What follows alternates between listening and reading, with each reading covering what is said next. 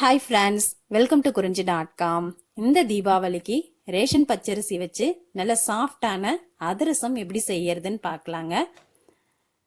அதுக்கு நம்ம வீட்டில் இருக்கிற நார்மலான படியில் நல்லா நிறச்சி, தலை வழிக்காம நல்லா இந்த மாதிரி நிறச்சி ஒரு படி அளவுக்கு நான் அரிசி எடுத்திருக்கேன். இப்போ இந்த அரிசியை நல்லா சுத்தம் பண்ணிட்டு 2-3 தடவை நல்லா தேய்ச்சி தேய்ச்சி கழுவிட்டு 3 மணி நேரம் நல்லா ஊற வச்சு இந்த மாதிரி தண்ணியை வடிகட்டி ஒரு துணியில் உணர்த்தி வச்சுருக்கேன். இப்போ இந்த அரிசியை கையில் எடுத்து பிடிச்சோம்னா, பிடிச்சிட்டு இப்படி ஒதுறணும்னா கையில் ஒட்டக்கூடாது. அந்த பதத்தில் இருக்கும்போது நீங்கள் எந்த அளவுக்கு அரிசி எடுக்கிறீங்களோ அதை பொறுத்து மிக்சிலேயோ இல்லை மிஷின்லேயோ கொடுத்து அரைச்சிக்கலாம். கூடுமான வரைக்கும் அதிரசத்துக்கு மாவு நல்லா நைஸாகவே அரைச்சிக்குங்க. அப்போ தான் நம்மளோட அதிரசம் சாஃப்டாக வரும். இப்போ நீங்கள் மிஷினில் கொடுத்து அரைக்கிறீங்கன்னா இடியாப்பத்துக்குன்னு சொல்லி அரைங்க. அப்போ கரெக்டான பதத்தில் அரைச்சி தருவாங்க. இப்போ நம்ம எந்த படியால் நல்லா தலை வழிக்காம நிறச்ச எடுத்தோமோ அதே படியால் தலை வழித்து ஒரு படி அளவுக்கு வெல்லம் எடுத்துக்கலாம்.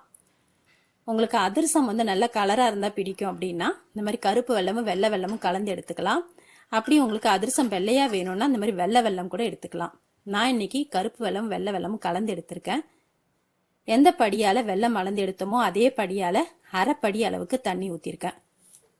இப்போ இதுக்கு அளவு பார்த்தீங்கன்னா 1 கிலோ பச்சரிசி எடுக்கிறீங்கன்னா அதுக்கு 3/4 கிலோ வெல்லம்ன்றது கரெக்டான அளவு.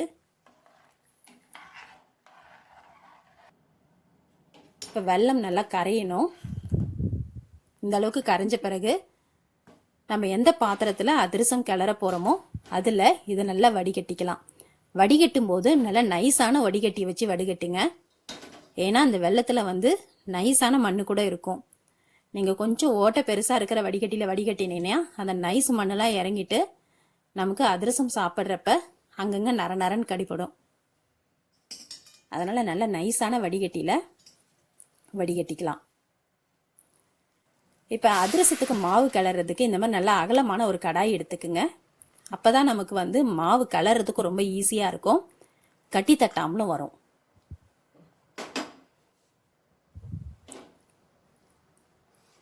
பாகு காய்ச்சறதுக்கு அடுப்பை ஹை ஃப்ளேம்லேயும் வைக்கக்கூடாது, லோ ஃப்ளேம்லேயும் வைக்கக்கூடாது, மீடியம் ஃப்ளேம்லேயே வச்சு காய்ச்சிக்குங்க.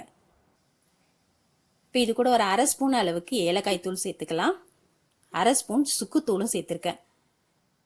இந்த வெல்லம் போட்ட அதிரசத்துக்கு சுக்குத்தூள் போட்டு செய்யும்போது நல்ல மணமாக இருக்கும். இப்போ பாகு நல்லா சுண்டி வர ஆரம்பிச்சிடுச்சு. இப்போ இந்த ஸ்டேஜில் நீங்கள் பக்கத்துலேயே ஒரு சின்ன தட்டில் கொஞ்சமாக தண்ணி ஊற்றி வச்சுக்கோங்க. இப்போ இந்த பாகுலேருந்து கொஞ்சம் எடுத்து விட்டு பார்க்கலாம். இப்போ பாகு கரையுது. இன்னும் கொஞ்ச நாழி பாகு காய்க்கணும். இப்போ இது பாகு பதம் பார்த்தீங்கன்னா நம்ம கையில் எடுக்க வரணும். ஆனால் ரொம்ப முத்திடக்கூடாது. அதாவது செமி பால்னு சொல்லுவாங்க. கொஞ்சம் கொல கொலன்னு இருக்கணும். நம்ம உருண்டைக்கெல்லாம், அதாவது எள்ளுருண்டை மல்லாட்டை உருண்டைக்கெல்லாம் பார்த்தீங்கன்னா பாகு நல்லா முத்தி நல்லா பந்து மாதிரி வரணும். ஆனால் இதுக்கு பார்த்தீங்கன்னா கொஞ்சம் கொல கொலன்னு இருக்கணும். அப்போ தான் அதிரசம் சாஃப்டாக இருக்கும். நீங்கள் அந்தளவுக்கு பாகை முத்த விட்டுட்டிங்கன்னா நமக்கு அதிரசம் ஹார்டாகிடும். இப்போ பாருங்கள், வெல்லம் கரையலை, நம்ம கையில் எடுக்க முடியுது. ஆனால் நம்மளோட பால் பார்த்தீங்கன்னா கொஞ்சம் கொல கொலான்னு இருக்குது. இதுதான் கரெக்டான பதம். இப்போ இந்த பதம் வந்ததுக்கப்புறமா இதில் நம்ம அரைச்சி வச்சிருக்க அதிரசம் மாவை கொஞ்சம் கொஞ்சமாக போட்டு கலந்துக்கிட்டே இருக்கலாம். தீயை ஃபுல்லாக லோ ஃப்ளேமில் வச்சுக்கோங்க. இப்போ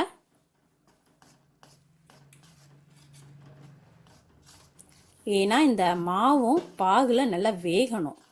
அப்போ தான் நம்மளோட அதிரசம் நல்லா சாஃப்டாக இருக்கும்.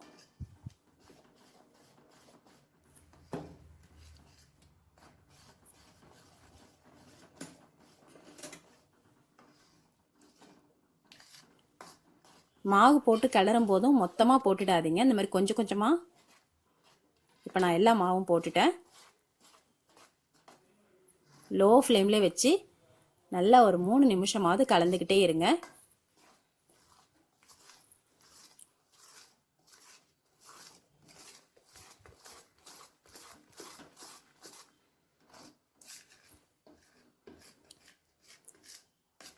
இப்போ மாவு பார்த்தீங்கன்னா கொஞ்சம் கொல கொலான்னு இருக்கு இல்லையா, இது நல்லா திக்காகணும்.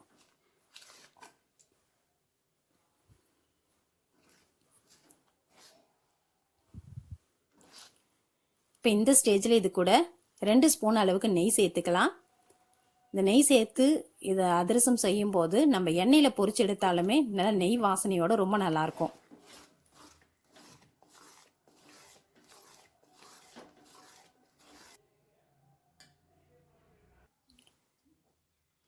இப்போ மாவு நல்லா திக்காக ஆரம்பிச்சிடுச்சு. இப்போ இந்த ஸ்டேஜில் நம்ம அடுப்பை ஆஃப் பண்ணிடலாம். ஆஃப் பண்ணிவிட்டு இந்த மாவை எப்படி கடாயிலே வைக்காமல் ஒரு பாத்திரத்தில் மாற்றி நல்லா ஒரு தட்டு போட்டு மூடி, இல்லை துணி போட்டு மூடி, இது 2லேருந்து 3 நாள் கூட நல்லா புளிக்க விடலாங்க மாவு. இது 10 நாள் வரைக்கும் கூட வெளியே வச்சுருந்தாலும் இந்த மாவு கெட்டு போகாது. குறைஞ்சபட்சம் நல்லா 1 நாளாவது புளிக்க விட்டு நீங்கள் அதிரசம் செய்யும் போது நம்மளோட அதிரசம் நல்லா சாஃப்டாக இருக்கும். இப்போ நான் 1 நாள் அளவுக்கு நல்லா புளிக்க விட்டு மாவு எடுத்திருக்கேன். மாவு பார்த்தீங்கன்னா இப்போ நல்லா திக்காக நமக்கு இந்த பதத்தில் இருக்கும். இப்போ பிகினர்ஸ்லாம் அந்த பாகு எடுக்கிறதுல ஏதாவது தப்பு பண்ணிட்டீங்க அப்படின்னா உங்களோட மாவு பார்த்தீங்கன்னா கொஞ்சம் கொல கொலான்னு இருக்க மாதிரி இருக்கும். ஒன்றும் பிரச்சனை இல்லை. இந்த மாவு இந்த பதத்துக்கு வர்ற வரைக்கும் ஒரு கைப்பிடி அல்லது 2 கைப்பிடி அளவுக்கு கோதுமை மாவு போட்டு நல்லா கலந்திங்கன்னா நமக்கு மாவு இந்த பதத்துக்கு வந்துடும். இப்போ இந்த மாதிரி உருண்டை உருட்டிட்டு இந்த மாதிரி பிளாஸ்டிக் ஷீட்டோ அப்படி இல்லைன்னா வாழையில கூட எண்ணெய் தடவிட்டு இதை வச்சு நம்ம தட்ட ஆரம்பிக்கலாம். தட்டும் போது ரொம்ப மொத்தமாகவும் தட்ட தேவையில்லை, ரொம்ப மெலிசாகவும் தட்ட தேவையில்லை. மீடியமான தடிமனுக்கு தட்டிக்கலாம். இந்த அளவுக்கு தட்டிக்கலாம். இப்போ இதோட எண்ணெயோட சூடு பார்த்தீங்கன்னா லோ ஃப்ளேம்லேயும் வைக்காதீங்க, ஹை ஃப்ளேம்லேயும் வைக்காதீங்க, மீடியம் ஃப்ளேமில் வச்சுட்டு இப்போ இந்த அதிரசத்தை அது உள்ளே போட்டுடலாம். போட்டுட்டு அதை டிஸ்டர்ப் பண்ண தேவையில்லை. அது தானாகவே மேலே எழும்பி நல்லா உப்பி வரும்.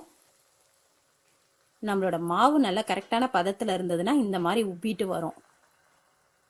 இப்போ நம்ம இதை திருப்பி போட்டுடலாம்.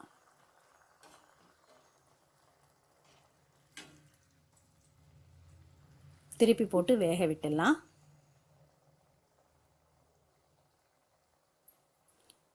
இப்போ நான் ஒன்று ஒன்றா பொரிச்சு எடுக்க போகிறதுனால இந்த மாதிரி சின்ன கடாயில் எண்ணெய் ஊற்றிருக்கேன். இப்போ உங்களுக்கு நல்ல பழக்கம் இருக்குது அப்படின்னா நீங்கள் இந்த மாதிரி ஒன்று போட்டு மேலே எழும்பி வந்ததுக்கப்புறமா அடுத்த அதிரசம் போடலாம். இப்போ பிகினர்ஸ்க்குலாம் அது ஹேண்டில் பண்ணுறது ரொம்ப கஷ்டமாக இருக்கும். அதனால் அந்த பிகினர்ஸ்லாம் இந்த மாதிரி ஒன்று ஒன்றாவே டென்ஷன் இல்லாமல் பொரிச்சு எடுத்துடலாம். இப்போ நல்லா வெந்ததுக்கப்புறம் இந்த மாதிரி ஒரு ஜல்லிக்கரண்டிக்கு மேலே இன்னொரு ஜல்லிக்கரண்டியை வச்சு அழுத்தி விடும்போது அதில் இருக்க எண்ணெயெல்லாம் 3/4 வாசி அளவுக்கு எண்ணெய் வெளியே வந்துடும். அதிரசம் பார்த்தீங்கன்னா ரொம்ப எண்ணெயெல்லாம் வடிகட்டிட்டு ட்ரையாகவும் இருக்கக்கூடாது, அதே மாதிரி ரொம்ப எண்ணெயாகவும் இருக்கக்கூடாது. இப்போ அதிரசத்தில் 2 டைப்பில் சுடுவாங்க. இந்த மாதிரியும் செய்வாங்க. நம்ம மெதுவடைக்கு செய்கிற மாதிரி நடுவில் ஓட்டை போட்டு செய்வாங்க. அந்த மாதிரி ஓட்டை போட்டு செய்கிறது ரொம்ப எண்ணெய் குடிச்சிடும். நம்ம இந்த மாதிரி செய்யும்போது இதில் இருக்க எண்ணெயை நம்ம பிழிஞ்சு எடுத்துறதுனால நம்மளோட அதிரசம் சாப்பிட்றதுக்கு திகட்டாமல் திட்டமான பதத்தில் இருக்கும். இப்போ நான் இன்னொரு அதிரசமும் போட்டிருக்கேன் பாருங்கள், தானாகவே மேலே எழும்பி வந்து நல்லா உப்பி வரும்.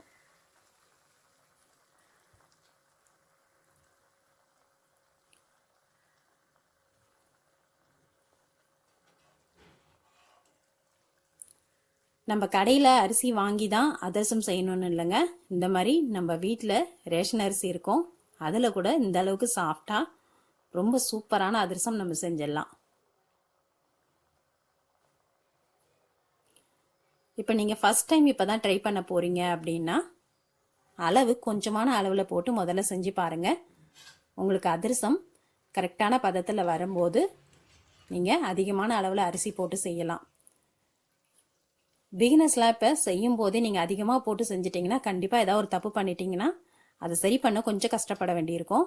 இந்த மாதிரி கொஞ்சமாக போட்டு செஞ்சு பாருங்கள். உங்களுக்கு கரெக்டாக வந்ததுன்னா நீங்கள் அதிகமான அளவுக்கு அரிசி போட்டு செய்யலாம்.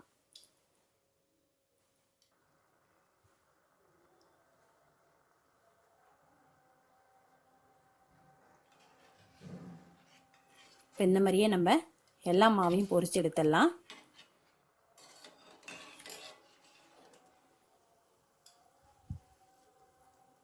நம்ம போடும்போது எவ்வளோ மெலிசா போட்டோம், வெந்து வரும்போது நல்லா வந்து மொத்தமாக வருது பாருங்கள்.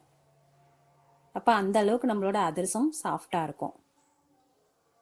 ரொம்ப எளிமையாக ரேஷன் அரிசியிலே இந்த வருஷம் அதிரசம் எப்படி செய்யறதுன்னு பார்த்தோம்.